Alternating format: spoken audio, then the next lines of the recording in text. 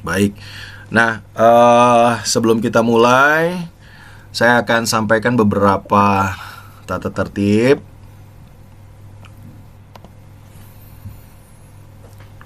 Oke, semua kelihatan?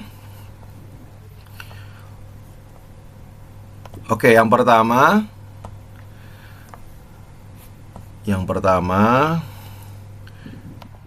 ya, tata tertib yang pertama bergabung sebelum 20.30 ya. Jam 20.30, jadi supaya 20.30 on time, kita mulai. Jadi bergabungnya sebelum 20.30. Kemudian saya juga respect, terima kasih buat Pajo dan teman-teman semua yang masih dalam kendaraan tetapi tetap tunduk, bergabung bahkan sebelum 20.30. Terima kasih. Pertahankan supaya terus setiap kali pertemuan kita bisa tetap di 20.30 start mulai, tidak boleh mundur lagi. Jadi bergabungnya sebelum, mulainya on time. Yang kedua, wajib menyalakan kamera selama Bible Study berlangsung. Terima kasih yang sudah menyalakan kamera. Yang belum, boleh dinyalakan. Kalau yang bermasalah, boleh laporkan ke saya supaya nanti saya tahu siapa-siapa saja yang kameranya bermasalah. Nah, kemudian yang ketiga, absensi berdasarkan peserta yang hadir di dalam kamera. Seandainya dalam kamera itu sekeluarga, ada Pajo, Bu Ardila, Franesia. Nah, itu yang di absen, yang di dalam kamera yang menyala. Tapi kalau mau sendiri-sendiri, boleh juga.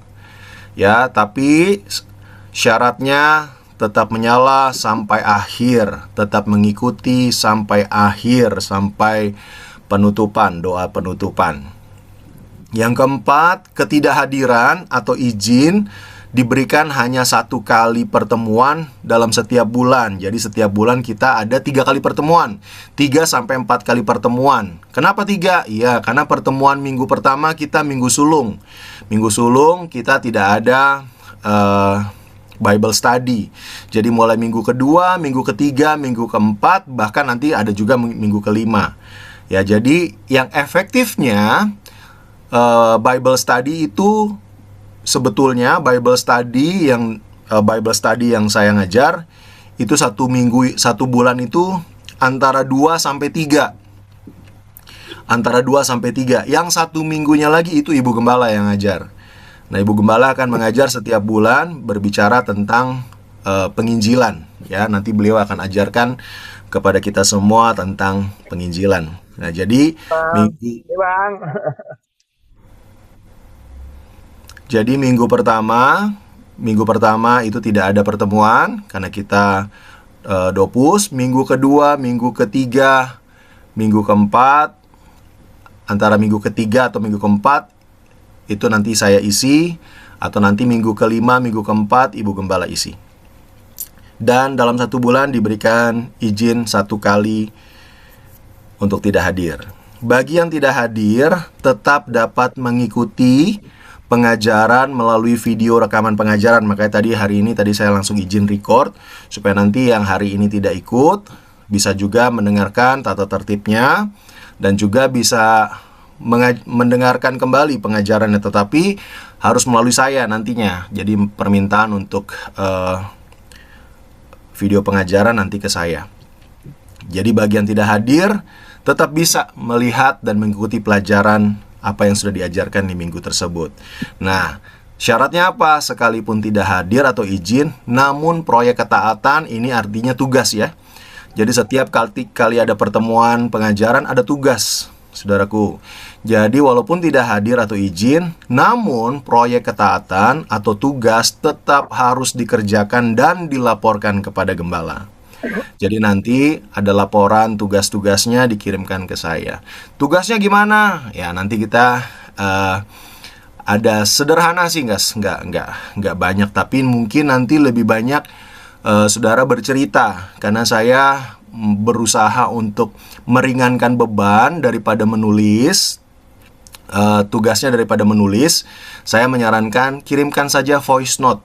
Jadi jawaban dari tugas dikirim by voice note, atau cerita atau kesaksian dari tugas yang dikerjakan, yang dibebankan, itu bisa dikerjakan di voice note dan dikirimkan ke saya by WhatsApp. Jadi nanti saya nilai langsung dari WhatsApp voice note yang dikirim ke saya.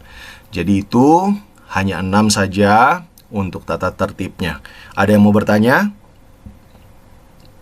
Kalau tidak ada yang mau bertanya, saya akan langsung masuk dalam pengajaran hari ini. Sekali lagi, ada yang mau bertanya? Boleh dijawab? Aman, Pak Gem. Aman ya? Saya rasa semua sudah paham ya. Sederhana sekali kok ini. Baik, sebelum kita mulai, mari kita satukan hati kita berdoa. Segala puji, segala hormat, kemuliaan, pengagungan, kejayaan kami kembalikan kepadamu Bapa. Terima kasih malam hari ini kami siap untuk belajar. Berikan kami hikmat, kemampuan untuk kami bisa mengerti firman Tuhan, pengajaran pada hari ini. Terima kasih, terpujilah namamu Bapa, dalam nama Yesus, haleluya, amin. Oke, kita akan mulai, kita masuk dalam kemarin itu saya sampaikan bahwa kita akan bicara tentang ada 3 tahap, ada 4 tahapan ya. Saya bicara tentang anak, sebagai status kita sebagai anak Allah, kemudian sebagai murid Kristus, kemudian sebagai hamba Allah, dan yang terakhir sebagai mempelai. Nah, tetapi semua itu nanti akan tercakup menjadi satu dalam pengajaran selama 1 tahun ini.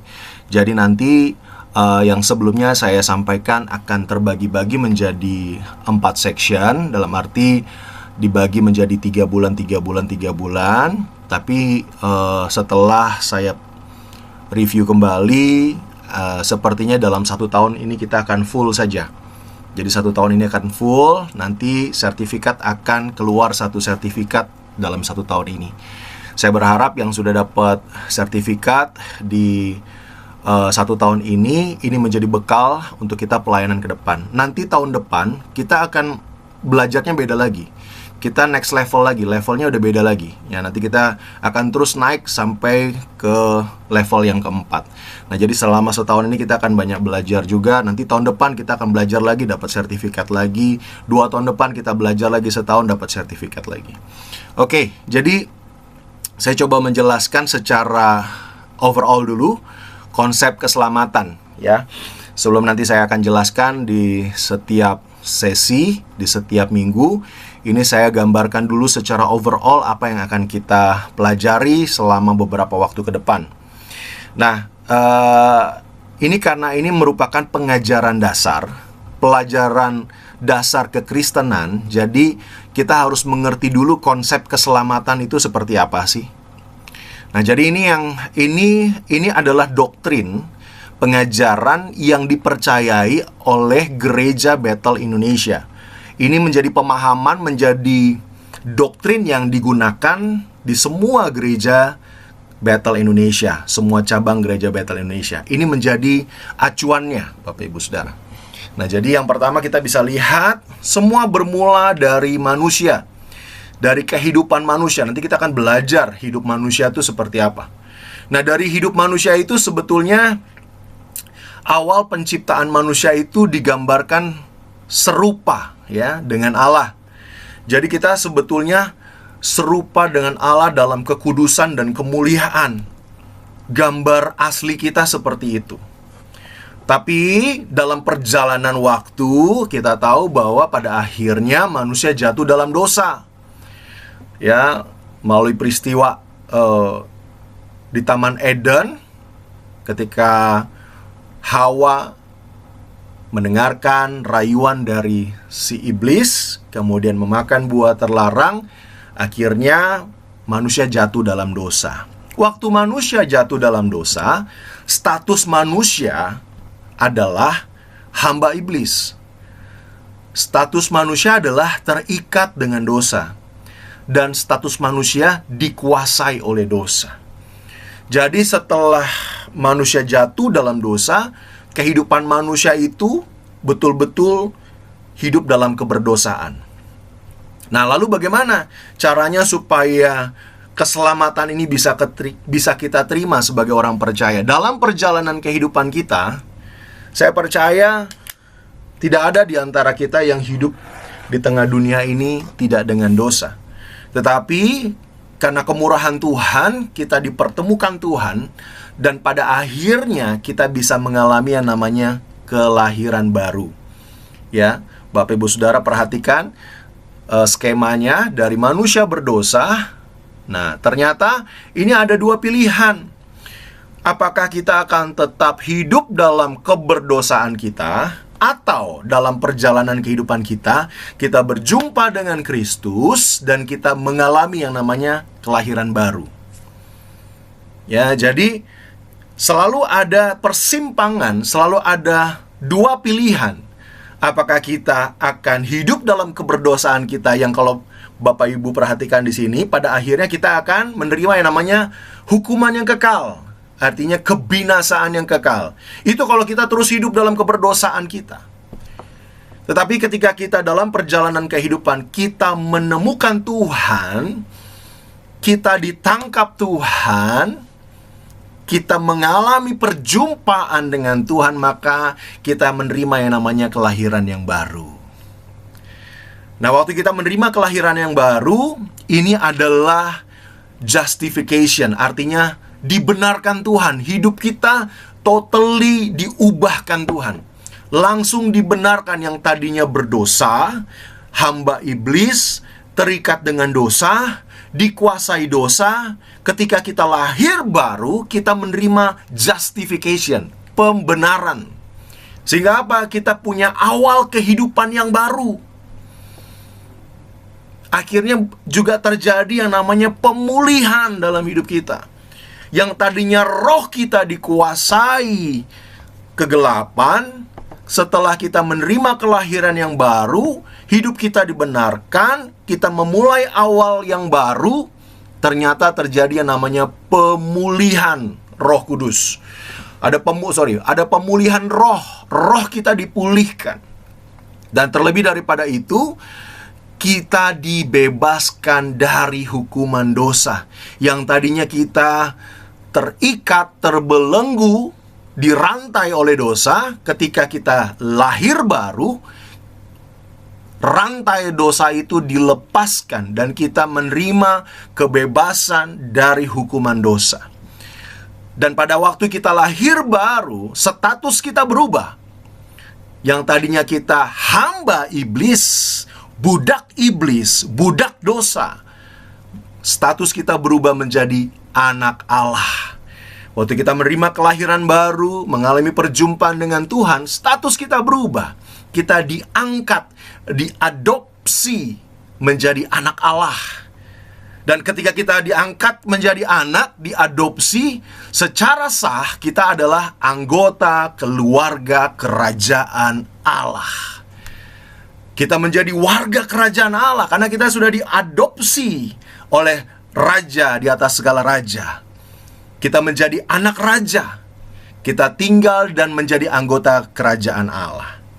Dan setiap orang yang menerima kelahiran baru, setiap kita telah menerima secara cuma-cuma dan dimeteraikan di dalam Roh Kudus.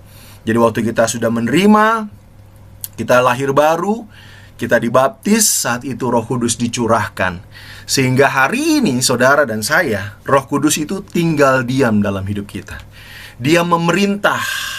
Jadi sekali lagi, jangan pernah undang Roh Kudus tinggal dalam hidupmu. Dia sementara tinggal.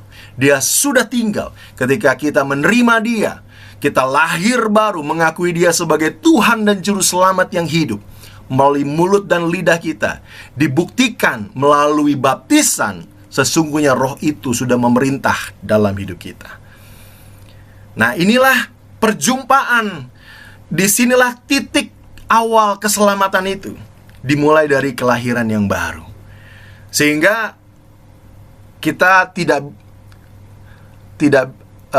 punya akses. Tapi gini, dalam perjalanan kita bisa saja jatuh dan akhirnya menerima yang namanya hukuman kekal. Oleh sebab itu, setelah kita dibenarkan, kita nggak bisa tinggal diam. Orang-orang yang sudah dibenarkan, sudah diselamatkan, sudah dibaptis, tahap berikutnya adalah masuk dalam sanctification, pengudusan.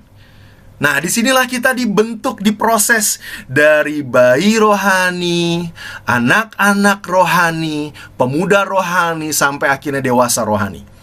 Nah, disinilah kita dikuduskan, sanctification. Di sini kita didewasakan, ya. Jadi di sini nanti status anak, status murid, status hamba ini ada di sini. Kita akan dibentuk di sini, diproses dalam pengudusan, sanctification, proses pendewasaan. Dipulihkan jiwa kita di awal, rohnya dipulihkan. Nah, masuk ke pengudusan, jiwanya dipulihkan, ya. Jadi ini ada 3 bagian. Yang pertama, waktu kita menerima kelahiran baru, roh kita yang pulih. Waktu saat ini, saya percaya saat ini setiap kita dalam masuk dalam proses sanctification, pengudusan. Jiwa kita hari ini yang sedang dipulihkan Tuhan. Dan waktu kita dipulihkan Tuhan, kita hidup bebas dari dosa. Nah, metanoia ini adalah bagaimana kita hidup dalam melayani Tuhan. Ya, ketika kita hidup dalam pengudusan, untuk menjaga kehidupan kita tetap kudus, mari metanoia, terus melayani Tuhan. Mari menghasilkan buah. Jadi kehidupan kita bukan cuma bertumbuh, tapi menghasilkan buah yang manis.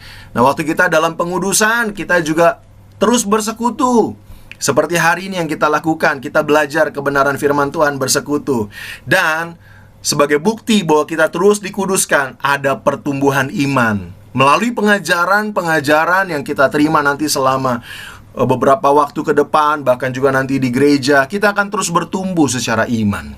Ya, jadi dalam sanctification, dalam pengudusan, kita juga menerima yang namanya hak sebagai orang-orang percaya, sebagai orang yang sudah diselamatkan, untuk kita bisa menjadi dewasa.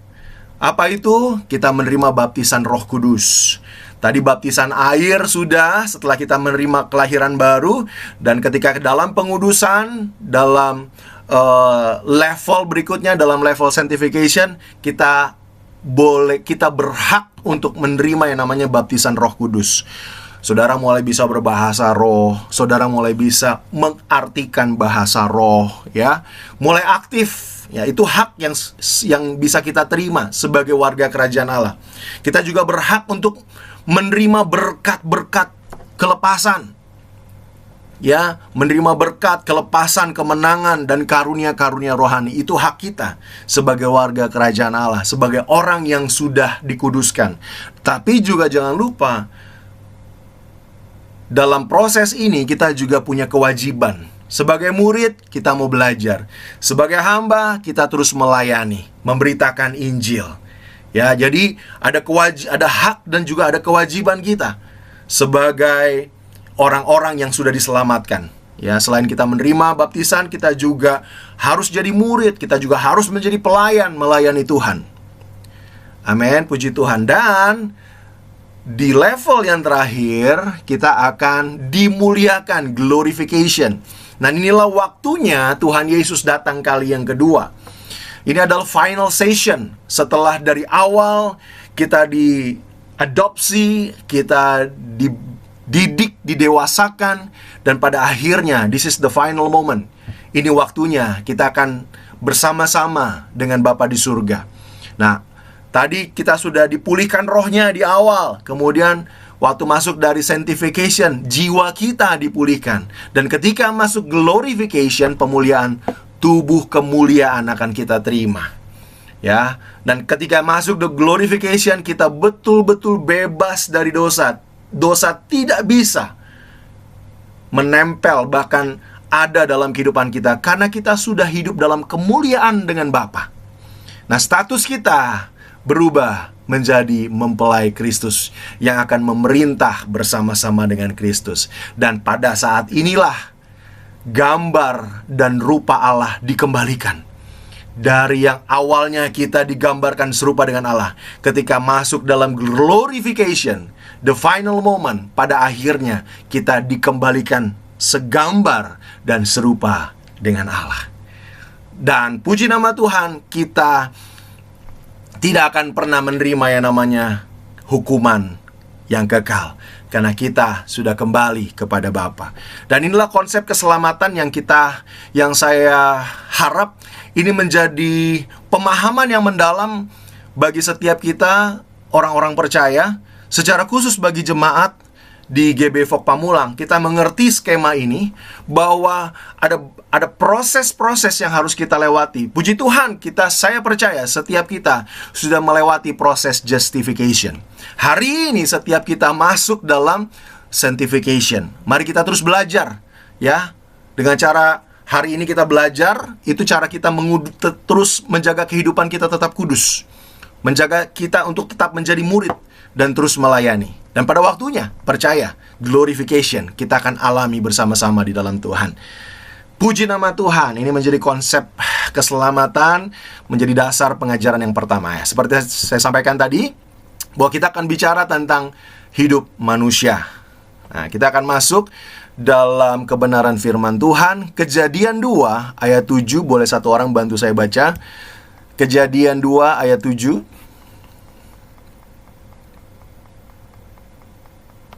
Demikianlah firman Tuhan. Ketika itulah Tuhan Allah membentuk manusia itu dari debu tanah dan menghembuskan nafas hidup ke dalam hidungnya. Demikianlah manusia itu menjadi makhluk yang hidup. Amin, puji nama Tuhan. Ketika itulah Tuhan Allah membentuk manusia dari debu dan tanah dan menghembuskan nafas hidup ke dalam hidungnya. Demikianlah manusia itu menjadi makhluk hidup. Jadi inilah asal muasal manusia hidup.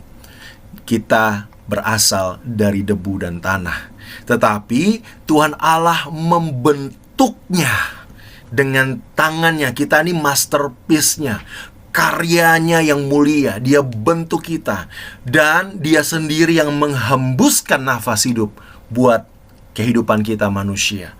Luar biasa, kita spesial. Kita betul-betul dibentuk oleh tangannya itu. Dan kita betul-betul menjadi sebuah karya yang luar biasa. Nah, hari ini kita akan melihat dulu tujuan dari pengajaran hari ini adalah, yang pertama, saudara, teman-teman, adik-adikku, kita menyadari bahwa hidup manusia itu luar biasa. Karena hidupnya cuma satu kali. Yang kedua, mengerti bahwa hidup manusia adalah ciptaan Tuhan dan akan menjadi sangat luar biasa apabila hidup kita di dalam Tuhan. Yang ketiga, menghargai hidup manusia sangat berharga. Oleh sebab itu, jangan sia-siakan hidup. Nah, Bapak Ibu Saudaraku yang terkasih dalam Tuhan, melalui pelajaran ini kita bisa, bahasanya nih, kita sadar diri bahwa hidup kita nih sangat-sangat luar biasa dan berarti. Jadi jangan pernah sia-siakan hidup yang ada pada kita sampai hari ini. Jangan habiskan waktu dengan percuma untuk hal-hal yang tidak ditetapkan Tuhan atas hidup kita. Kita harus mengerti bahwa hidup kita ini harus melakukan apa yang menjadi kehendak Tuhan. Karena setiap penciptaan itu ada tujuan. Kita diciptakan ada tujuan Tuhan yang jelas. Ibrani 9 ayat 27 berkata demikian. Dan sama seperti manusia ditetapkan untuk mati hanya satu kali saja, dan sesudah itu dihakimi. Kehidupan manusia dalam konteks kekristenan, kita tidak percaya yang namanya reinkarnasi. Kita percaya bahwa kehidupan manusia di muka bumi ini hanya satu kali saja, dan sesudah itu akan dihakimi. Jadi ini menjadi dasar pemahaman kita bahwa kita tidak percaya namanya reinkarnasi. Kita percaya kehidupan manusia di muka bumi ini hanya satu kali saja. Efesus 2 ayat 10 berkata demikian.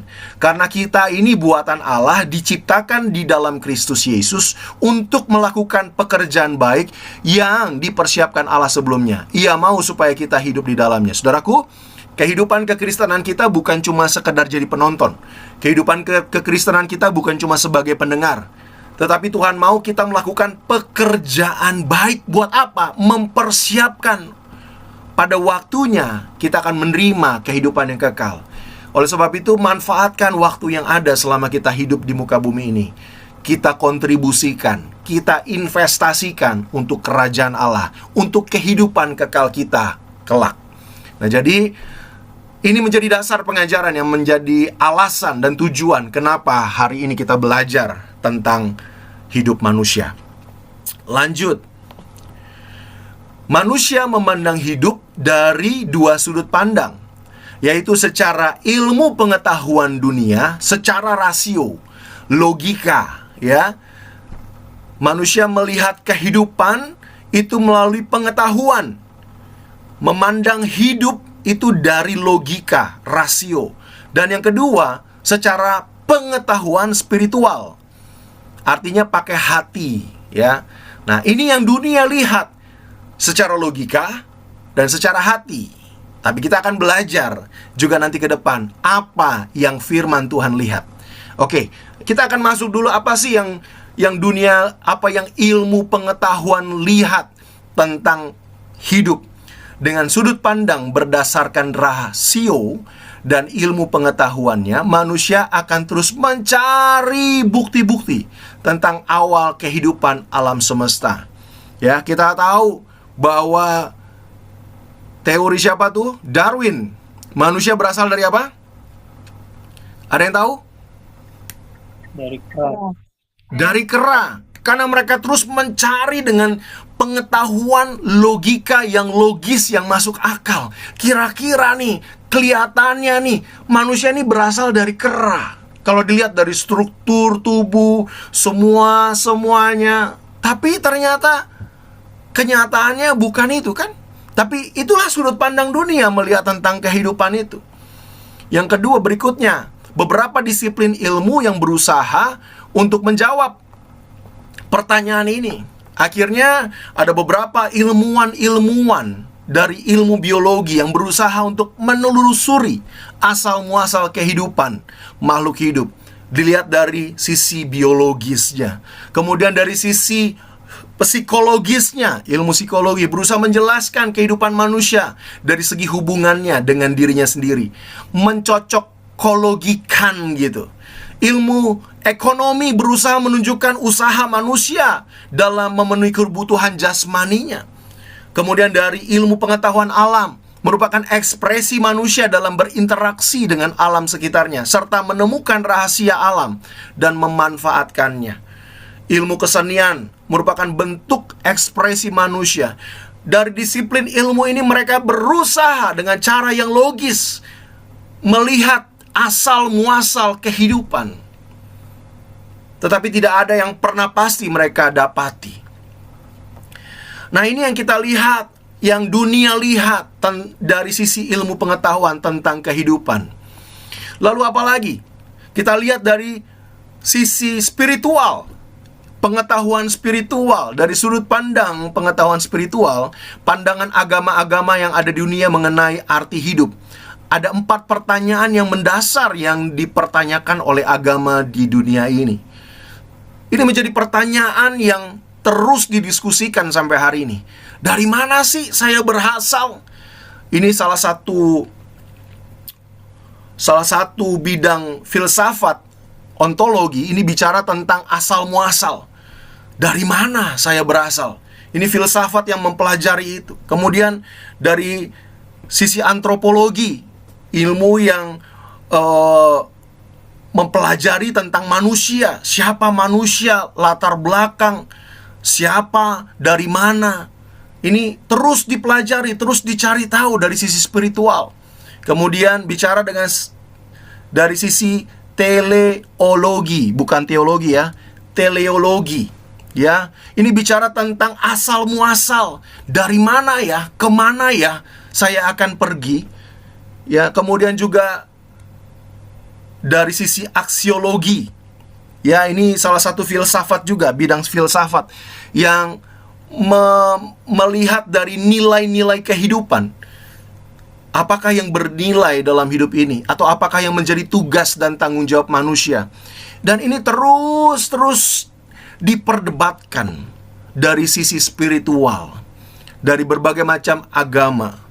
Nah, tapi kita mau lihat dari sudut pandang yang lain. Nah, sebelum selesai, ini masih bicara dengan sudut pandang spiritual. Jawaban dari keempat pertanyaan tersebut membentuk apa yang disebut sistem kepercayaan, world view. Dan Alkitab termasuk dalam sistem kepercayaan yang dapat menjawab 4 pertanyaan tersebut dengan benar. Hanya Bible, hanya Alkitab yang bisa menjawab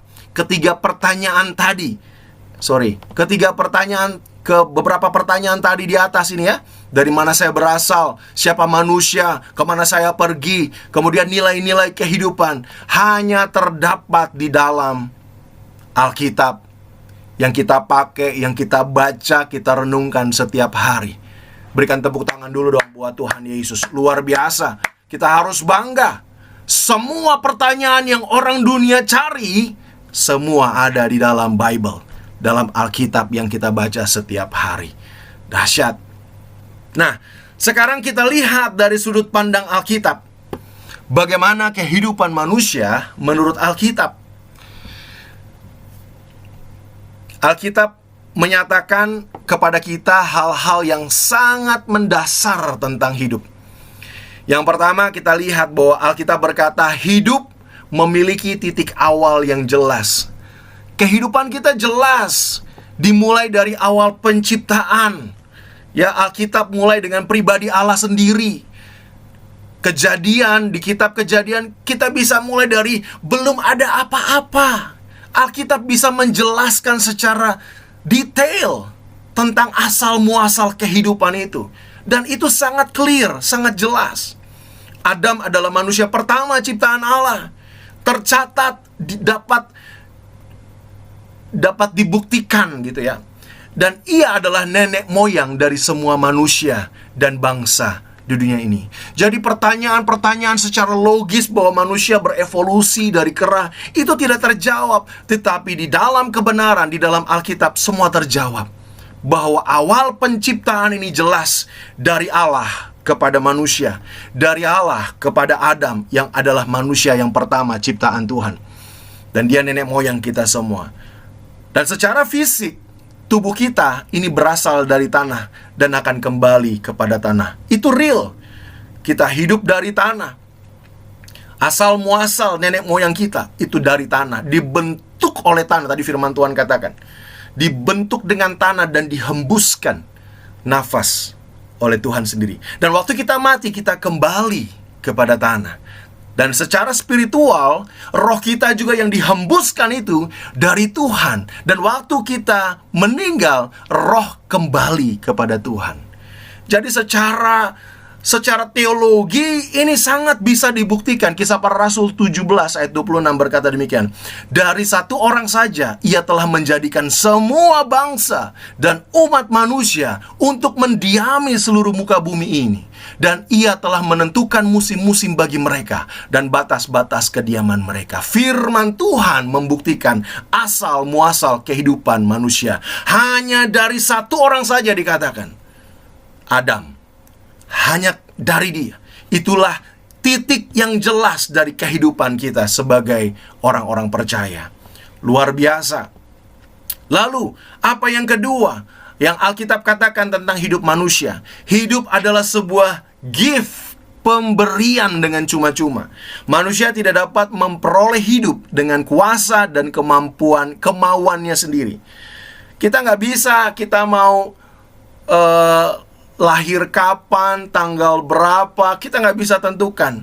Kita nggak bisa lahir dari orang tua yang seperti apa, nggak bisa. Karena hidup adalah gift, pemberian dari Tuhan. Allah yang memberikan hidup. Alkitab menggambarkan kepada kita dengan sangat sederhana. Hidup adalah sebuah hadiah. Poin yang pertama, yang A, hidup adalah, firman Tuhan katakan gini ya, hidup kita adalah suatu hadiah bagi Allah. Dan oleh kehendak-Mu mereka semua ada dan diciptakan. Firman Tuhan katakan, dan oleh kehendak-Mu. Kata kehendak-Mu dalam bahasa Yunani itu telema. Artinya kesenangan, pilihan, suka-sukanya Tuhan. Dan oleh kesukaannya Tuhan, oleh kesenangannya Tuhan, oleh pilihannya Tuhan, mereka semua diciptakan. Kedaulatan Tuhan, karena Tuhan yang memberi gift buat kita. Keren banget. Dan kata kehendak-Mu telema itu menjadi gambaran bahwa kita bersyukur menjadi orang-orang yang diciptakan oleh Tuhan sendiri. Karena kita ini pemberian. Makanya hargai hidup kita.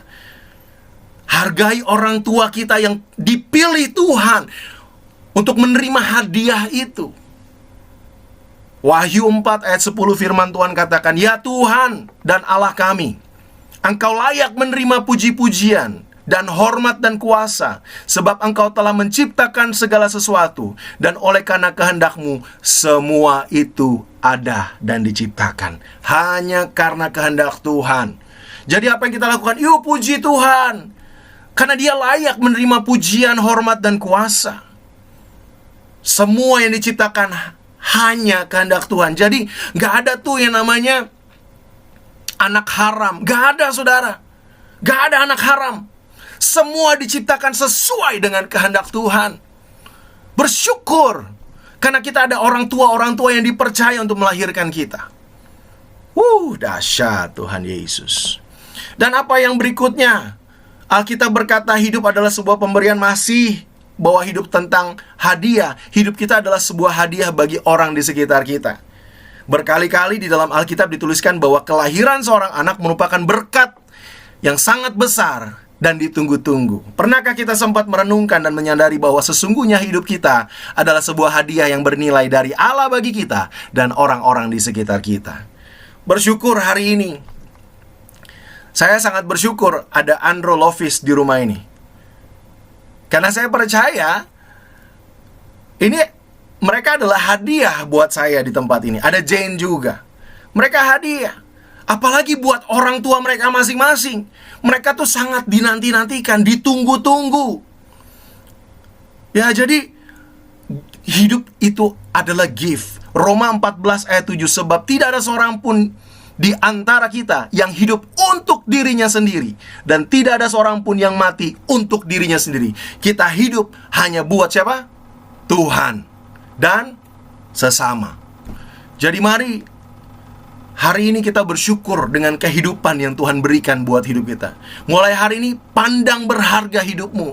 Jangan sia-siakan waktu dalam hidupmu untuk hal-hal yang tidak berguna, untuk hal-hal yang akan menyakiti orang lain. Karena hidupmu adalah gift, pemberian. Dan harusnya kehidupanmu itu jadi nilai bagi orang-orang di sekitarmu. Puji nama Tuhan. Apalagi yang Alkitab katakan tentang kehidupan kita manusia. Hidup adalah suatu kepercayaan. Hidup adalah pemberian Tuhan yang disertai pendelegasian kewenangan dan tanggung jawab untuk mengelolanya. Jadi hidup bukan cuma sekedar disia-siakan, tetapi di sini ada delegasi kewenangan dan tanggung jawab mengelola. Hidup ini harus dikelola. Hidup ini harus hari Minggu saya katakan apa? Ada yang ingat istilah yang saya katakan ibadah hari Minggu? Hidup harus diperlabakan, dikelola, dikembangkan, ya. Jadi hidup nih dari Tuhan ini harus dikelola. Pada akhirnya kita harus memberi pertanggungjawaban kepada Tuhan yang empunya pemberi hidup. Apa yang sudah engkau lakukan sampai hari ini, di umurmu yang sampai hari ini, ada pertanggungjawaban yang harus kita berikan. Kalau waktunya sudah selesai dan kita tidak bisa mempertanggungjawabkan hidup kita, maka sia-sialah kekristenan kita. Oleh sebab itu hari ini kita disadarkan sebagai orang percaya yang sudah diselamatkan, sudah menerima Dia sebagai Tuhan dan Juru Selamat. Mari hari ini kita fokus menghargai waktu-waktu yang Tuhan percayakan buat kita. Hidup yang sudah kita lalui sepanjang waktu-waktu ini, sepanjang kehidupan kita. Hari ini waktunya merenungkan apakah sudah bisa dipertanggungjawabkan buat Tuhan. Seberapa tinggi kesadaran kita akan keharusan memberi laporan pertanggungjawaban atas aspek kehidupan kita. Kita harus sadar pada waktunya Tuhan bisa panggil kita kapan saja. Tapi pertanyaannya, apakah kita sudah bisa mempertanggungjawabkan kehidupan kita selama ini? Ini menjadi perenungan buat setiap kita. Roma 14 ayat 12 berkata, jadi setiap orang di antara kita akan memberi pertanggung jawab tentang dirinya sendiri. Kepada siapa? Kepada Allah. Jadi firman Tuhan ini menegaskan buat kita nggak bisa main-main dengan hidup kita. Mulai dari bangun pagi sampai mau tidur, pastikan seluruh yang kita lakukan bisa dipertanggungjawabkan di hadapan Tuhan. Pastikan apa yang kita kerjakan semuanya untuk kemuliaan nama Tuhan. Lanjut.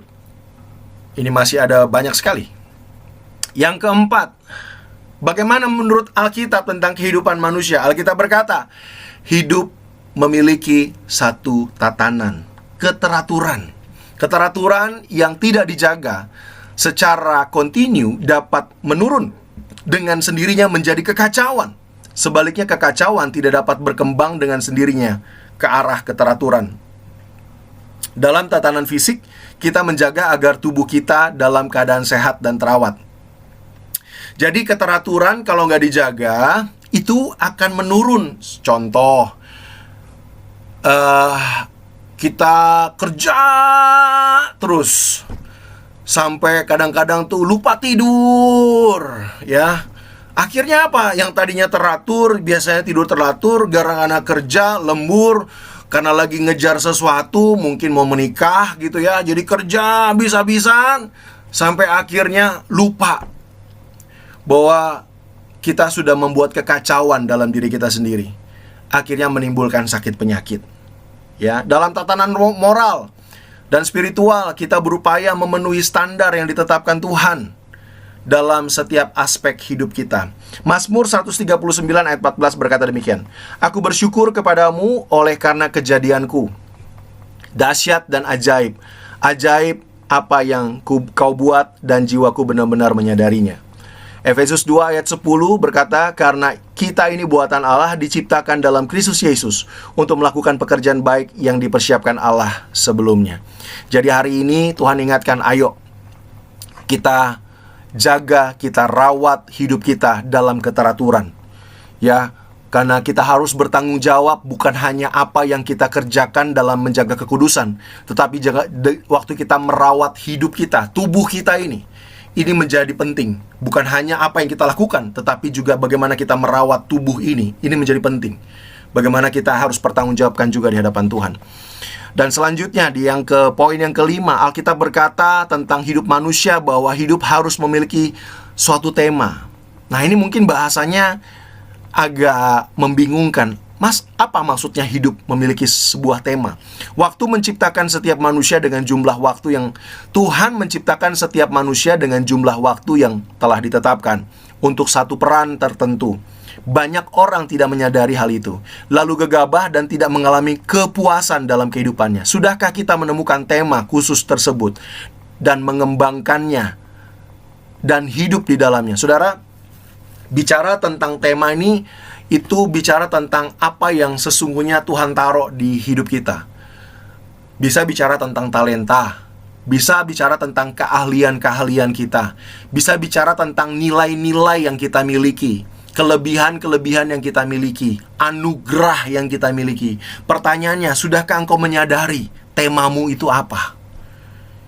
Contoh, aku sebenarnya suka mengajar. Jangan-jangan panggilanmu sebagai pengajar, dan itu adalah tema hidupmu. Pastikan tema hidupmu itu engkau mampu mengembangkannya, dan engkau mampu hidup di dalam itu, sehingga panggilan atau gift pemberian yang Tuhan berikan kepadamu untuk sebagai pengajar itu bisa jadi berkat buat orang lain. Oh, ternyata tema saya adalah saya suka memuji Tuhan. Saya nggak suka kalau pujian-pujian dunia. Saya suka banget pujian rohani. Bahkan pujian dunia saya nggak hafal. Jangan-jangan engkau justru itulah tema hidupmu. Mari kembangkan itu dan hidup di dalamnya, sehingga orang bisa merasakan tema hidupmu itu menjadi dampak yang luar biasa. Jadi pastikan hari ini kita ngerti apa sih panggilan kita, apa sih gift kita, apa sih value yang Tuhan berikan buat kita, kelebihan-kelebihan kita, keunggulan-keunggulan kita. Karena kehidupan kita harus memiliki satu tema.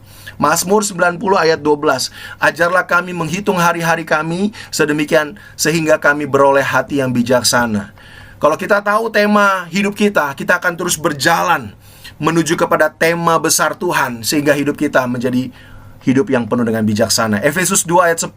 Karena bagiku hidup adalah Kristus dan mati adalah keuntungan. Tetapi jika aku harus hidup di dunia ini, itu berarti bagiku bekerja, memberi buah. Jadi bicara tema, ada buah yang bisa kita keluarkan dari tema hidup kita.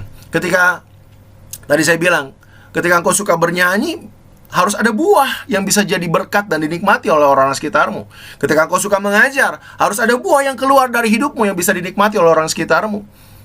Ya, pastikan hidup kita di dunia ini adalah bekerja untuk menghasilkan buah.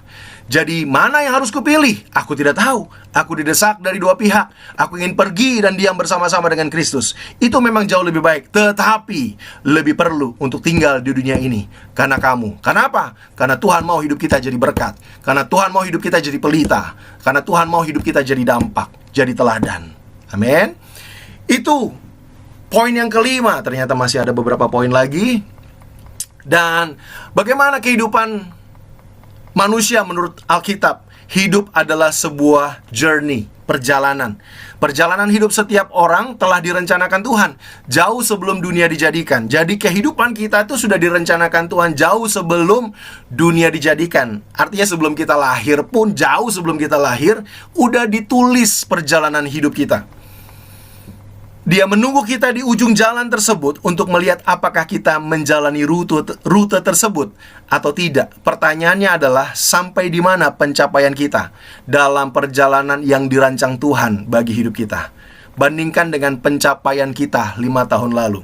5 tahun lalu artinya gini, maksudnya bandingkan pencapaian kita waktu kita belum sungguh-sungguh dalam Tuhan dan saat ini waktu kita sudah sungguh-sungguh dalam Tuhan.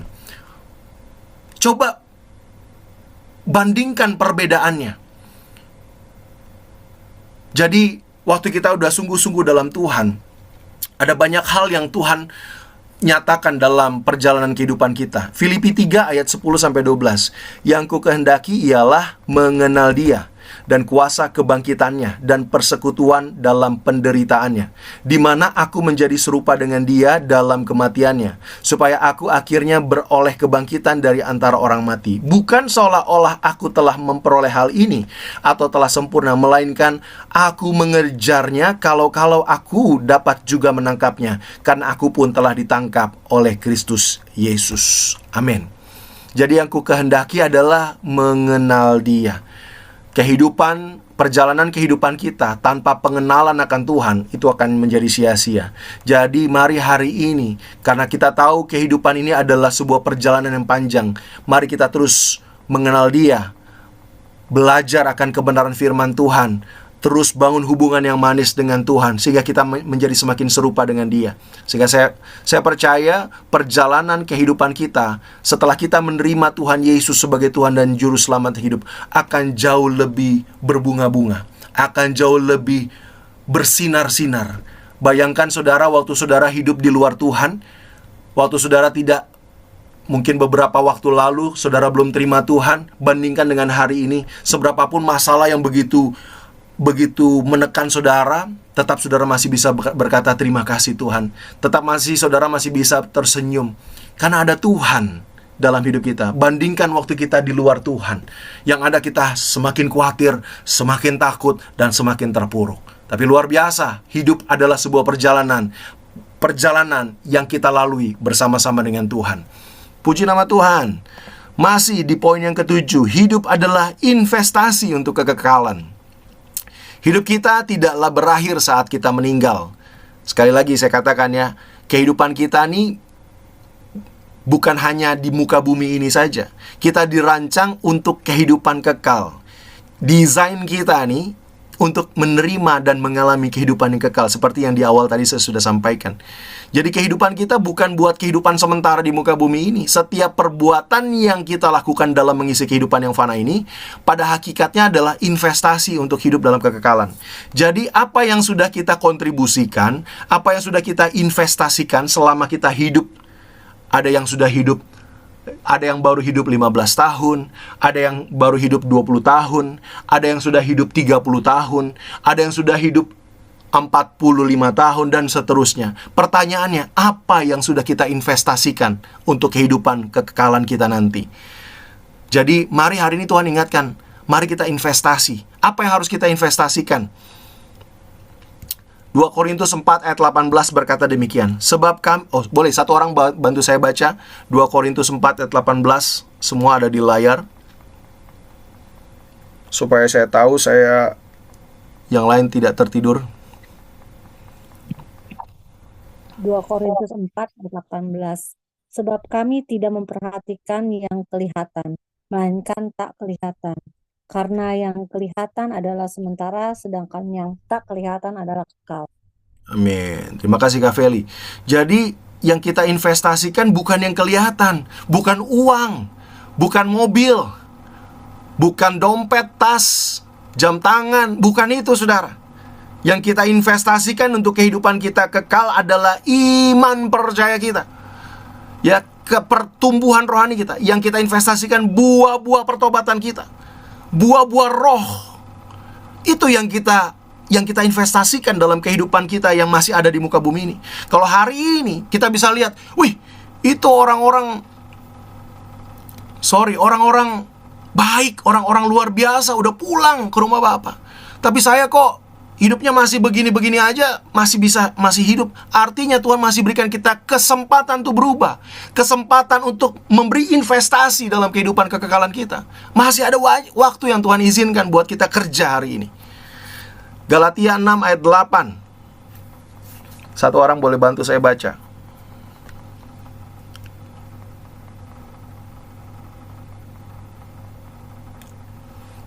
Ada di layar, Galatia 6 ayat 8. Galatia 6 ayat 8, demikian firman Tuhan, sebab barang siapa menabur dalam dagingnya, ia akan menuai kebinasaan dari dagingnya. Tapi barang siapa menabur dalam roh, ia akan menuai hidup yang kekal dari roh itu. Amin. Terima kasih Jen. Jadi hari ini mari kita tabur bukan dalam daging kita. Tabur hal-hal yang akan membangkitkan roh kita, yang akan membuat roh kita semakin bertumbuh. Mari kita tabur itu. Mari kita invest ke sana. Jangan invest ke daging kita. Invest ke daging itu hal-hal yang menyukakan daging. Jalan-jalan, lebih memilih jalan-jalan daripada ibadah. Itu investasi ke daging. Lebih memilih tidak datang ke gereja karena apapun lah itu. Ya, jadi fokus kita, mari kita menuai mari kita menabur di dalam roh. Kita menginvestasikan segala sesuatu yang akan membuat roh kita semakin bertumbuh. Maka itu akan berdampak kepada kekekalan kita. Yang kedelapan, ini yang terakhir, untuk pandangan Alkitab, sudut pandang Alkitab mengenai kehidupan manusia, bahwa hidup manusia punya akhir yang pasti. Tadi di poin yang pertama, hidup manusia punya awal yang jelas. Dan di akhir, bahwa hidup manusia juga punya tujuan akhir yang pasti. Inilah kelebihan kita sebagai orang-orang Kristen, orang-orang percaya yang diselamatkan. Inilah sudut pandang Alkitab tentang manusia. Hidup kita nih bukan biasa-biasa aja. Kehidupan kita ini luar biasa, karena kita dimulai dari satu yang pasti dan berakhir dengan sebuah kepastian, keselamatan. Rute yang kita lalui dalam perjalanan kehidupan di muka bumi ini bukan sebuah lingkaran yang tak berujung. Ada satu saat tiba-tiba perjalanan itu akan berakhir. Kapan saja waktu kita akan berakhir. Hidup kita bisa berakhir secara berbeda. Ada yang berakhir berhadapan dengan tahta pengadilan Kristus, atau berakhir dengan tahta putih yang besar. Tentukan, tanda kutip, bidik. Hari ini kita harus tentukan, kita harus bidik kemana tujuan hidup kita. Dan kunci sasaran itu, supaya kita terus fokus kepada sasaran kehidupan kita, kekekalan itu di sepanjang perjalanan. Supaya kita nggak akan lagi menoleh ke kiri, ke kanan. Ketika ada godaan, ketika ada masalah, kita tetap kunci pandangan kita kepada kekekalan. Inilah hidup yang kekal itu, yaitu bahwa mereka mengenal Engkau, satu-satunya Allah yang benar, dan mengenal Yesus Kristus yang telah Engkau utus. Jadi hidup yang kekal adalah apa? Mengenal Engkau. Jadi bagaimana supaya kita bisa fokus pada kekekalan? Kenal pribadi Kristus. Belajar tentang firman Tuhan. Hidup dalam kebenaran. Melakukan firman Tuhan. Itu adalah kehidupan kekal. 1 Tesalonika 4 ayat 16 sampai 17, satu orang boleh bantu saya baca? 1 Tesalonika 4 ayat 16 sampai 17.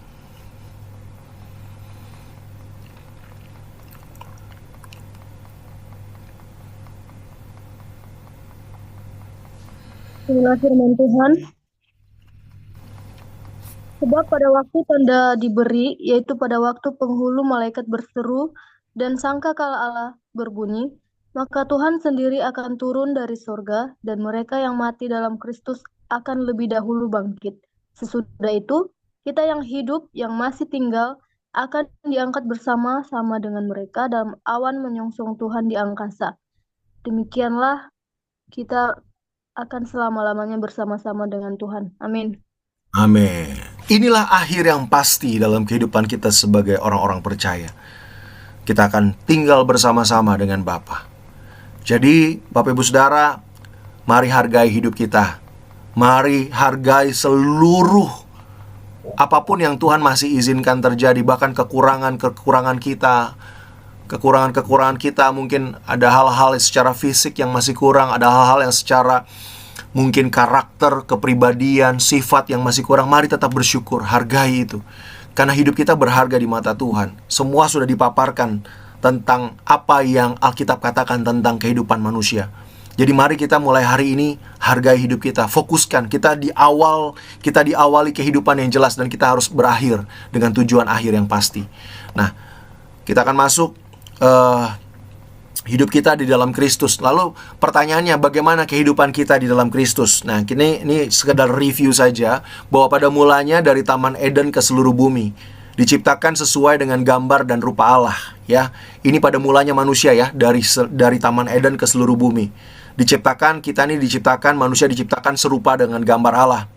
Ya, gambar Allah dalam bahasa Ibrani Tselem, artinya cakupan karakter dan kemampuan itu dalam memilih dan menelar, memiliki hati nurani. Dan kemudian bicara tentang rupa Allah dalam bahasa Ibrani itu demut, itu artinya mencakup fisik dan tubuh. Artinya rupa Allah, fisik dan tubuh kita ini serupa dengan Allah. Kemudian yang B, diciptakan untuk berkuasa atas seluruh bumi. Ya, jadi kita nih sebagai manusia punya otoritas dan kuasa untuk berkuasa untuk memelihara bumi ini. Dan yang ketiga, diciptakan memenuhi bumi dengan keturunan kita. Kita diciptakan untuk memenuhi bumi ini dengan keturunan kita. Kejadian 1 ayat 26 sampai 28 saya bacakan. Kejadian 1 ayat 26 sampai 28. Berfirmanlah Allah, baiklah kita menjadikan manusia menurut gambar dan rupa kita, kanya besar, supaya mereka berkuasa atas ikan-ikan di laut, dan burung-burung di udara, dan atas ternak, dan atas seluruh bumi, dan atas segala binatang melata yang merayap di bumi. Maka Allah menciptakan manusia itu menurut gambarnya, menurut gambar Allah diciptakannya dia. Laki-laki dan perempuan diciptakannya mereka. Allah memberkati mereka. Lalu Allah berfirman kepada mereka, beranak cuculah dan bertambah banyak, penuhilah bumi dan taklukkanlah itu. Berkuasalah atas ikan-ikan di laut dan burung-burung di udara, dan atas segala binatang yang merayap di bumi. Katakan amin. Jadi pada mulanya kita dirancangkan betul-betul segambar dan serupa dengan Allah, dan kita diberikan kuasa dan otoritas untuk bumi ini, dan kita diberikan kepercayaan untuk memenuhi bumi ini dengan keturunan kita. Itulah hidup kita di dalam Kristus. Berikutnya, kehidupan kita di dalam Kristus. Kemudian Adam dan Hawa jatuh dalam dosa. Ini yang tadi saya katakan di awal, bahwa manusia diciptakan itu serupa dan segambar. Kemudian karena kejatuhan, lihat apa yang terjadi ketika manusia jatuh dalam dosa. Kehilangan kemuliaannya, karena sesungguhnya manusia itu segambar dan serupa dengan Allah, sehingga manusia itu pada dulu kala itu dengan penuh kemuliaan. Tetapi karena dosa, kehilangan kemuliaannya. Karena dosa, terpisah dari Allah. Nggak bisa, karena Allah kudus, manusia berdosa. Tidak bisa menjadi satu. Tidak bisa satu tempat tinggal dengan Allah. Akhirnya manusia terpisah dengan Allah. Dan yang ketiga, hidup di bawah kutuk dan perhambaan. Karena hidup manusia dalam dosa, Makanya manusia hidup dalam kutuk dan perhambaan dosa. Ada ikatan, ada rantai dosa dalam kehidupan manusia. Dan selama manusia belum menerima Yesus Kristus sebagai Tuhan dan Juru Selamat, maka dia nggak akan pernah diselamatkan. 1 Korintus 15 ayat 54 sampai 57. 1 Korintus 15 ayat 54 sampai 57, firman Tuhan berkata demikian. Dan sesudah yang dapat binasa ini mengenakan yang tidak dapat binasa, dan yang dapat mati ini mengenakan yang tidak dapat mati, maka akan genaplah firman Tuhan yang tertulis, maut telah ditelan dalam kemenangan. Hai maut, di manakah kemenanganmu? Hai maut, di manakah sengatmu? Sengat maut ialah dosa, dan kuasa dosa ialah hukum Taurat. Tetapi syukur kepada Allah yang telah memberikan kepada kita kemenangan oleh Yesus Kristus Tuhan kita. Hanya Yesus Kristus yang mampu memberikan kita kemenangan, kelepasan, kelegaan, pembebasan, dan keselamatan. Poin yang terakhir, pada akhirnya di dalam Kristus kita menjadi ciptaan baru. Nah, inilah kelahiran yang baru. Dan yang kedua, poin yang A, kembali kepada desain awal kita. Jadi kelahirannya, darahnya yang tertumpah, itu menjadikan kita ciptaan yang baru. Dan menuju kepada desain awal kita, yaitu pemulihan gambar dan rupa Allah dalam hidup kita. Dan melalui kehadiran Yesus Kristus dalam kehidupan kita, itu mengembalikan tujuan awal Tuhan atas hidup kita. Perjanjian Taman Eden ada dalam hidup kita. Efesus 4 ayat 22 sampai 24, yaitu bahwa kamu berhubung dengan kehidupan kamu yang dahulu harus meninggalkan manusia lama yang menemui kebinasaannya oleh nafsunya yang menyesatkan, supaya kamu diperbaharui di dalam roh dan pikiranmu, dan mengenakan manusia baru yang telah diciptakan menurut kehendak Allah di dalam kebenaran dan kekudusan yang sesungguhnya. Jadi Tuhan mau kehidupan kita, roh dan pikiran kita mengenakan manusia baru yang Tuhan sudah anugerahkan buat kita sebagai ciptaan yang baru. Waktu kita menerima Dia sebagai Tuhan dan Juru Selamat yang hidup, kita menjadi ciptaan yang baru. Kita dikembalikan kepada desain awal kita. Kita dikembalikan kepada tujuan awal kita. Gitu. Jadi hari ini kita bersyukur kita hidup di dalam Kristus, karena kita kembali kepada rancangan awal Tuhan atas kehidupan kita sebagai manusia. Lalu apa yang akan kita miliki di dalam Dia? Ada janji-janji Tuhan. Yang pertama yang akan kita miliki di dalam Tuhan adalah ada janji-janji Tuhan. Sebagai orang Kristen, kehidupan kita itu benar-benar berjalan dalam janji Tuhan. Yang pertama, Tuhan berjanji kita akan hidup dalam kelegaan. Kita akan menerima kehidupan dalam kelegaan. Boleh baca Matius 11 ayat 28, bantu saya supaya bisa cepat. Hidup dalam kelegaan, Matius 11 ayat 28. Marilah kepadaku semua yang letih lesu dan berbeban berat, aku akan memberi kelegaan kepadamu. Amin. Itu janji Tuhan yang pertama, memberikan kita hidup dalam kelegaan. Yang kedua, janji Tuhan, hidup dalam kemerdekaan, Yohanes 8, 31, 32. Boleh Maka bantu katanya kepada orang-orang Yahudi yang percaya kepadanya, jikalau kamu tetap dalam firman-Ku, kamu benar-benar adalah murid-Ku, dan kamu akan mengetahui kebenaran, dan kebenaran itu akan memerdekakan kamu.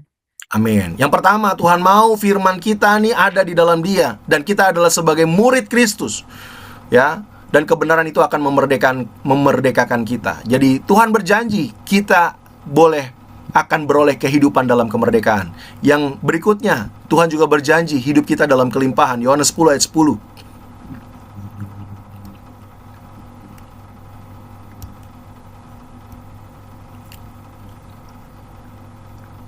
Aku telah datang supaya mereka mempunyai hidup dan mempunyai dalam segala kelimpahan. Amin. Tuhan Yesus datang ke muka bumi ini, ke dunia ini, supaya apa? Supaya kita hidup, memiliki hidup dalam kelimpahan. Tuhan rindu, sekali lagi saya bilang, Tuhan tidak menetapkan kehidupan kita dalam kemiskinan.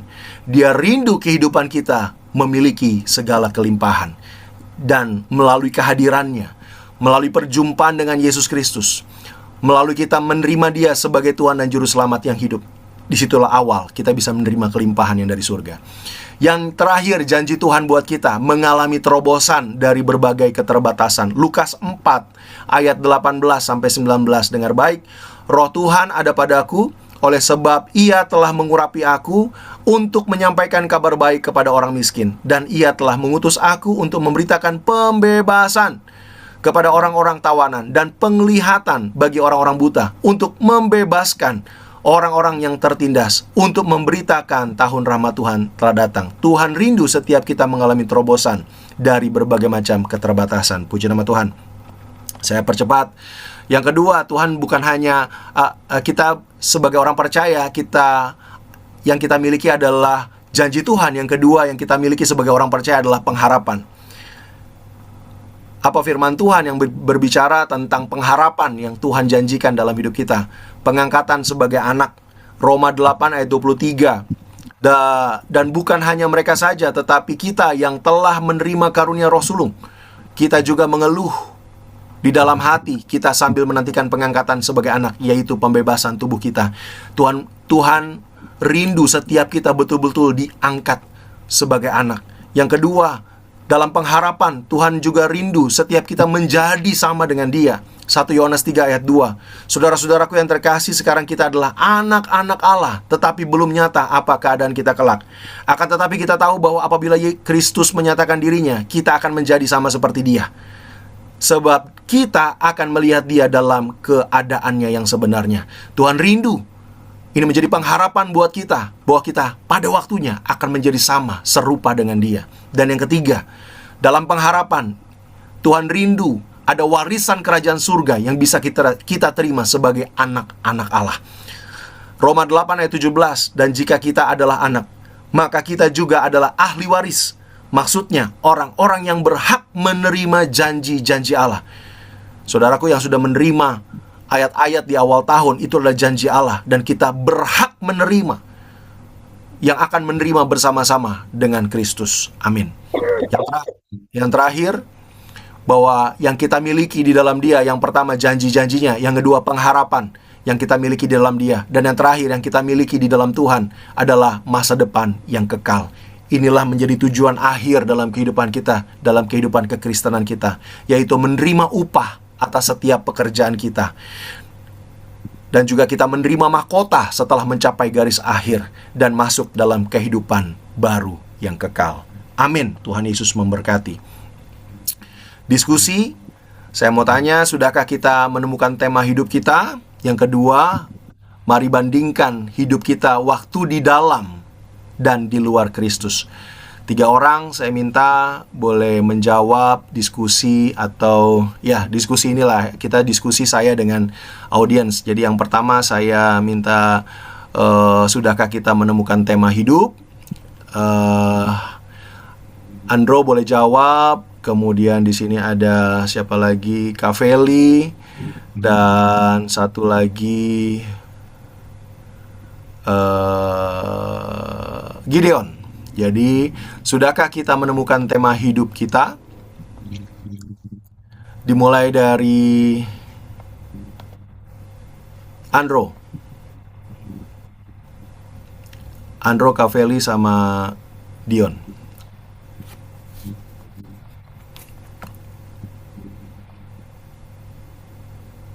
Tadi semua mengikuti yang bagian tema hidup?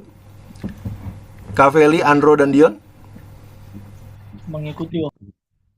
Oke, coba dari sisi Andro apa?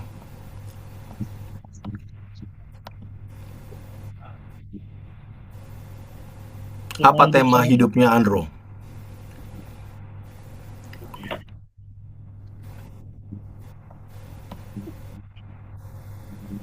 Ikutin nggak tadi? Ikut, Om. Apa tema hidupnya Andro? Main keyboard itu adalah temanya Andro. Oh, yang jawab Tuhan. Pak Ajo berarti mengikuti nih, luar biasa nih. Oke, sekarang saya tanya abis Andro, saya tanya Pak Ajo nanti. Ayo, Andro. Oh, ada Rio juga. Boleh. Ayo, Andro dulu, Andro. Tadi saya mau bilang itu, Om. Iya, kamu nih memang. Demi Allah. Demi Allah nih. Oke, jadi tema hidup Andro adalah Bermain musik rohani. loh, bukannya jadi pendeta, jadi gembala. Kalau itu sesuai panggilan Tuhan aja deh, Om. Jadi belum merasa terpanggil. Untuk sekarang, Pak, maksudnya untuk sekarang. Oke, ya udah. Tema hidup Andro adalah menjadi berkat dalam tim PPW bermain keyboard. Oke, Kak Feli.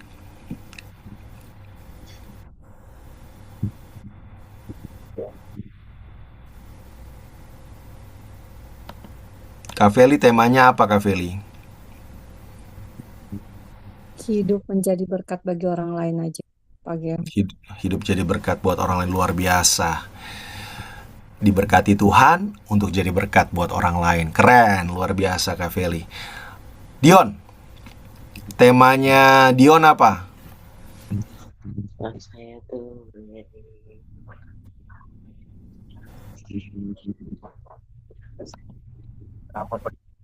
berkat buat orang lain. Hah? Apa Yon?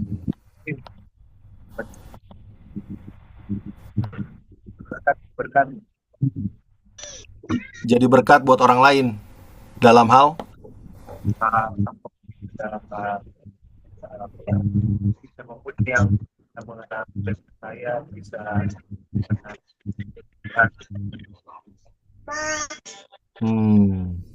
Coba diketik Yon, soalnya tadi putus-putus Yon. oh ya betul. Tolong diketik ya, supaya nggak salah dengar, takutnya salah dengar. Oke, kita lanjut dulu ya ke Rio. Rio mana Rio? Rio ada Boker. Oh, tadi yang tunjuk tangan siapa? Rio atau Yuyun? Pak Jo, Ada Rio. Rio, tinggal pilih. Rio mau jawab yang mana? Mau perbandingan hidup waktu di dalam dan di luar Tuhan, atau mau jawab yang temanya, tema hidup Rio? Tema dulu kali pagi, baru Oke. itu jawab kedua tadi. Oke, temanya Rio apa? Jadi sebelum bilang tema, asal mulanya dulu Pak Gem. Jadi Wis.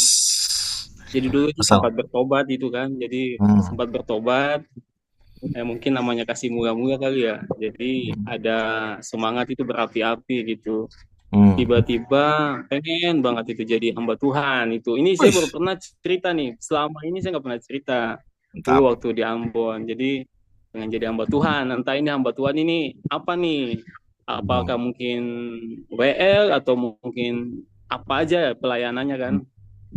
Ya mungkin ketika sampai di Jakarta melayani, semakin ada gairah itu Pak Gen. Jadi ada sesuatu mungkin yang mungkin harus dipertanyakan Tuhan, terus ini sebenarnya Tuhan mau seperti apa gitu. Jadi pengen banget Tuhan, pengen kayak orang lain tuh berkhotbah bagus, pengen banget kayak gitu, tapi merasa bahwa kapasitas itu terbatas gitu Pak Gem. Jadi terkadang juga bukan terkadang, saya mau bertanya Pak Gem. Jadi kalau misalnya saya ingin atau pengen sesuatu yang lebih di luar kapasitas saya dan saya ingin melakukan itu, tetapi tidak seperti apa yang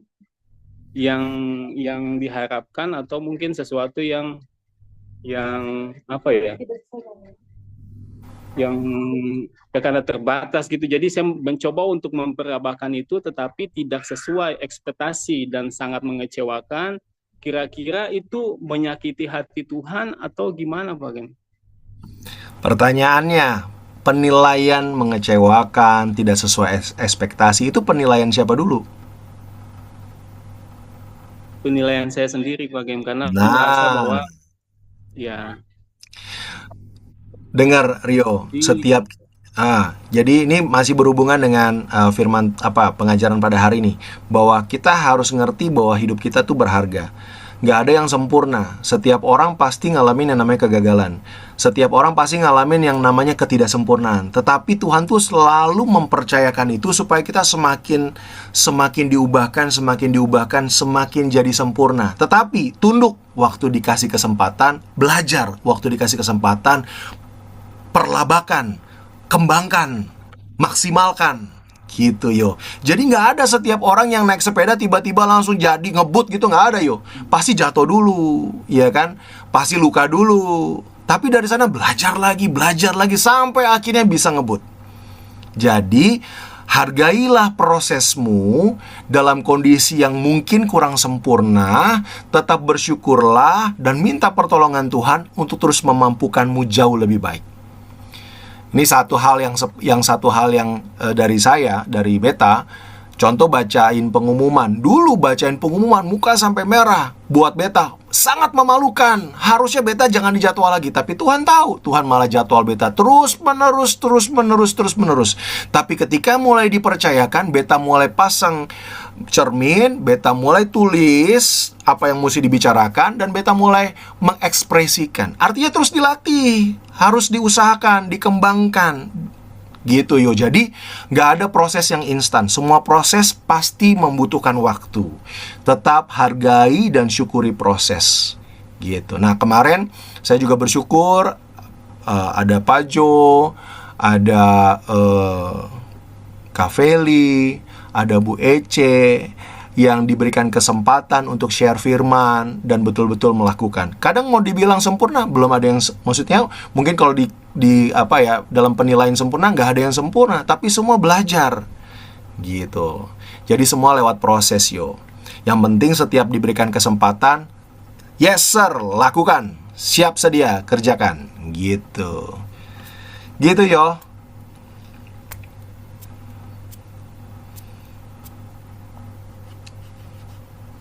Terjawab yo.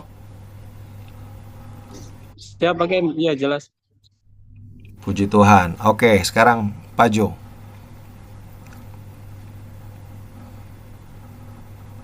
Pak Jo mana?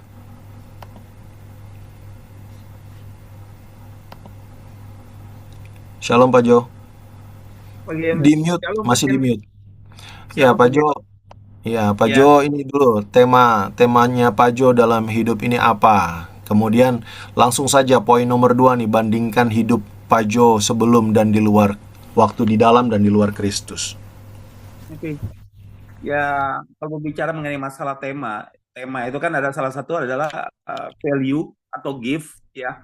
Gift atau suatu talenta yang artinya ya memang benar-benar dari Tuhan, yang Tuhan berikan buat kita dari awal. Kalau saya sih mungkin talenta saya ya satu bernyanyi ya dari dulu ya.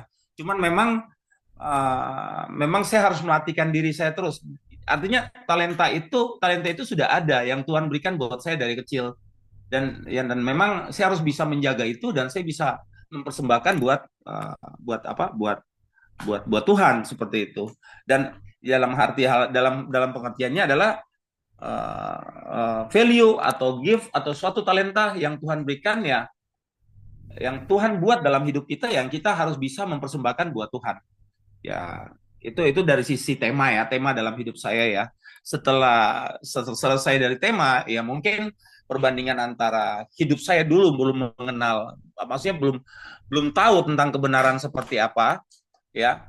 Mungkin kekristenan saya itu pada saat saya dikandung sama ibu saya sudah Kristen dengan modal Kristen, tetapi secara tidak langsung kebenaran itu saya belum tahu seperti apa ya. Jadi ya saya berpikir perbedaannya sangat banyak sekali, dan itu terjadi perubahan yang benar-benar signifikan banget. Yang dulu saya tidak pernah sentuh Alkitab, saya tidak pernah sentuh pintu gereja ya, dan saya tidak pernah berdoa, dan saya tidak pernah melakukan hal yang sepenurut dengan firman Tuhan. Tetapi ketika saya mengetahui kebenaran yang ada, saya malah rajin ke gereja, bahkan saya terlibat dalam suatu pelayanan, dan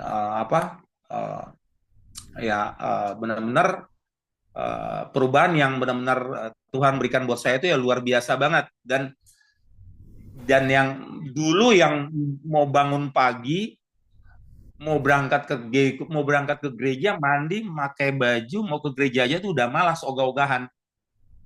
Ngapain sih? Berdoa juga percuma gitu loh. Ke gereja juga percuma gitu loh. Yang kita sembah itu kan Tuhan. Kita masuk gereja tuh artinya ngapain? Kita masuk gereja juga nggak mungkin kita dapat berkat. Ya kalau berpikir dari sisi duniawi, duniawi, ya gereja itu adalah suatu bangunan. Dan tidak mungkin kamu akan mendapatkan segala sesuatu berkat dengan menganggap atau mengandalkan dengan manusianya kamu. Tetapi mengandalkan, jangan memandang kepada manusia. Karena di dalam gereja itu adalah suatu ibadah yang akan kita jalankan. Dan banyak sih perubahan yang terjadi. Tukang mabok, ya, yaitu perubahan yang terjadi, tukang mabok, ya, tukang berantem, ya kan, banyak yang kehidupan malam, yang akhirnya itu sudah saya jarang lakukan untuk hal-hal seperti itu. Dan ya itu ya puji Tuhan banget, terlibat dalam pelayanan, dan itu bisa dapat memperbarui diri saya. Dan mempunyai Bapak, terutama juga mempunyai Bapak Gembala yang luar biasa, yang selalu mengingatkan saya, itu modal utama buat saya. Ya, itu aja sih Pak Gem. Terima kasih, Tuhan berkati. Puji Tuhan, luar biasa. Ya, jadi kita sudah melihat, dan mari setiap kita yang belum menemukan tema yang Tuhan taruh dalam hidup kita, panggilan, talent, mari kita terus tanya Tuhan. Dan kalau kita sudah mengerti, memahami tema hidup kita, mari kita fokuskan. Ya, kita kembangkan. Kita multiplikasikan, bahkan menghidupi, sehingga pada akhirnya akan memberikan dampak luar biasa. Dan dengan kehidupan yang sudah di dalam Tuhan, mari kita fokuskan tadi, kunci target, fokus kita adalah kepada kekekalan. Tidak ada pilihan, jangan ada pilihan lain. Pilihan kita harus berakhir dalam kekekalan. Nah, jadi mari setiap kita, nah ini juga saya mendorong buat orang tua, mari kita dorong anak-anak kita. Pada waktunya mereka akan berjumpa dengan Tuhan Yesus secara pribadi. Mereka mau sungguh-sungguh, ya, menerima kelahiran baru, dan hidup mereka akan diselamatkan. Ya, kita terus dorong, doakan, tidak boleh dalam paksaan, tetapi biarlah mereka sendiri akan mengalami perjumpaan dengan Tuhan dan betul-betul mau hidup dalam pertobatan. Puji nama Tuhan. Dan sebelum saya sampaikan proyek ketaatan kita, apakah ada yang mau bertanya? Dalam pengajaran malam hari ini kita bicara tentang hidup manusia. Kalau sudah tidak ada yang bertanya, kita akan masuk dalam proyek ketaatan. Perhatikan di sini, tuliskan atau voice note. Saya dorong untuk voice note saja supaya lebih simple. Kirimkan kepada saya tujuan hidup saudara setelah membaca Alkitab setiap hari, kemudian belajar Alkitab seperti apa yang kita pelajari hari ini. Apa tujuan kita? Lalu bandingkan sebelum dan sesudah Anda mengenal, bahkan sebelum dan sesudah Anda mulai membaca Alkitab. Jadi yang pertama, tujuan hidup saudara hari ini apa? Setelah kita belajar kebenaran firman Tuhan.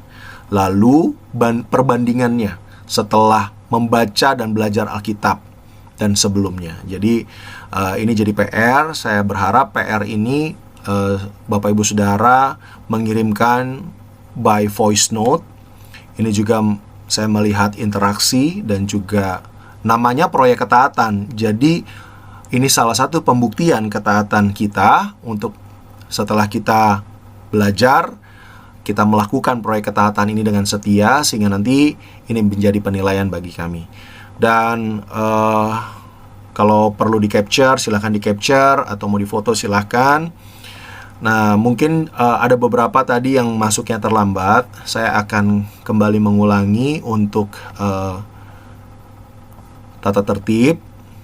Jadi tata tertib yang ada bergabung setiap jam pengajaran sebelum jam 20.30.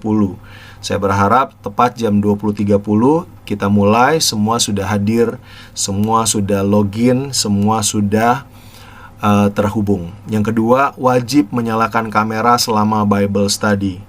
Kenapa mesti menyalakan kamera? Karena absensi berdasarkan peserta yang hadir dalam kamera.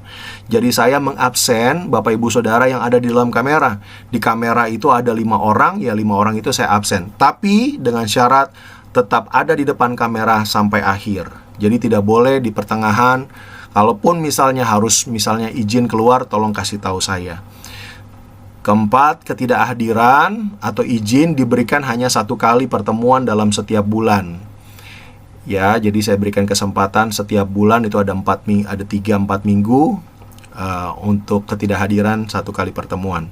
Bagi yang tidak hadir dapat mengikuti pelajaran melalui video rekaman pengajaran. Makanya hari ini kita record. Jadi bagi yang tidak hadir, karena hari ini anggap saja belum berlaku tata tertib ini, mulai minggu depan tata tertib ini akan mulai berlaku. Jadi bagian tidak hadir tetap bisa ikut pengajaran, tetapi mereka akan mengakses melalui video rekaman pengajaran. Dan yang terakhir yang penting juga, sekalipun tidak hadir atau izin, proyek ketaatan, tugas tetap harus dikerjakan dan dilaporkan kepada gembala. Jadi mungkin itu tata tertib yang saya mungkin Bapak Ibu Saudara tadi terlambat. Ini adalah bagian yang harus kita sepakati bersama menjadi bagian dari ketaatan kita untuk bisa mengikuti pengajaran. Mungkin itu saja yang saya mau sampaikan. Ada lagi yang lain mau sampaikan sesuatu? Kakak izin tanya, Kak. Silakan.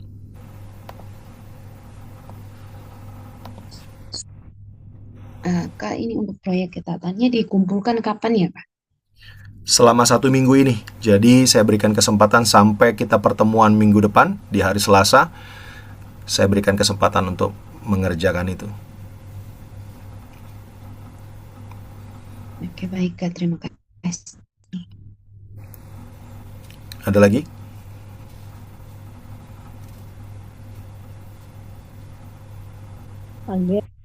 Kalau Ya. boleh yang peraturan tadi itu mungkin di-share kali Pak Gem. Ya, nanti saya share lagi di grup. Terima kasih. Sama Kak Feli. Ada lagi, mungkin ada yang keberatan dengan peraturan, dengan tata tertib. Game. Ya, silakan Baju. Sorry, tadi tugasnya itu saya mungkin barangkali kurang dengar ya, Pak Gem ya. Tugasnya itu tentang Nanti memang ada pertanyaan-pertanyaan dari Pak Gem atau gimana Pak Gem? ya, nanti saya capture lagi. Tadi proyek ketaatannya tadi saya sudah sebutkan, tapi nanti saya capture, saya share lagi di grup supaya nanti semua bisa lihat, ya, Pak Jo. Jadi bicara menceritakan kembali, sorry saya udah tutup lagi ininya. Ya, nanti Nanti di-share aja di ya, nanti grup. di-share ya. Share aja. Nanti kalau ada yang nggak ngerti, nanti tinggal langsung tanya ke saya atau di grup nanti kita bahas. Oke, baik. Mengingat waktu, kami harus meluncur doa keliling. Apakah ada lagi pertanyaan? Apakah ada yang belum jelas? Pertanyaannya satu lagi nih. Pak Jo ngerti nggak tadi pengajaran hari ini? Saya paham sih semua, saya ngerti Pak Gem.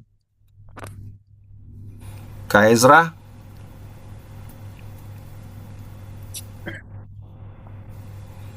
Kak Ezra, ada Kak Ezra? Kak Ezra masuk ke baru. Oh, masuk ke baru. Kak Ezra tadi masuknya baru ya? Iya. Ya, jadi nanti diperhatikan ya Kak ya untuk waktunya ya Kak Ezra ya. Tadi saya sudah sampaikan kembali. Oke, kalau gitu saya pikir cukup ya. Kita akan akhiri. Kita satukan hati, kita berdoa. Segala puji, hormat, kemuliaan, pengagungan, kejayaan kami kembalikan kepadamu Bapa. Terima kasih untuk malam hari ini di kelas pengajaran perdana untuk Bible Study. Terima kasih Tuhan sedang ajarkan dasar-dasar kekristenan buat setiap kami. Kami belajar tentang kehidupan manusia, kehidupan kami sebagai manusia dan orang percaya. Terima kasih. Biarlah setiap apa yang sudah kami pelajari hari ini terus merema dalam kehidupan kami, terngiang-ngiang, bahkan Tuhan yang akan terus memberikan kami pengertian lebih dalam lagi, sehingga setiap kehidupan kami sebagai orang-orang percaya tidak berlalu begitu saja. Hidup kami yang sudah diselamatkan, kami bisa menginvestasikan hidup kami sungguh-sungguh untuk kerajaan surga. Terima kasih Bapa, Engkau memberkati setiap anak-anak-Mu yang sudah setia, yang sudah taat, yang sudah tunduk, sampai hari ini sampai malam ini bisa tetap hadir mengikuti. Terima kasih Engkau memberkati setiap anak-anak-Mu. setiap kami semua. Biarlah Tuhan mampukan kami untuk lebih lagi bersemangat di pertemuan yang akan datang. Dan kami juga mau lebih lagi belajar lebih dalam lagi tentang isi hati Tuhan. Terima kasih Bapa, kami serahkan dalam tangan Tuhan seluruh kehidupan kami. Sebentar kami juga akan beristirahat.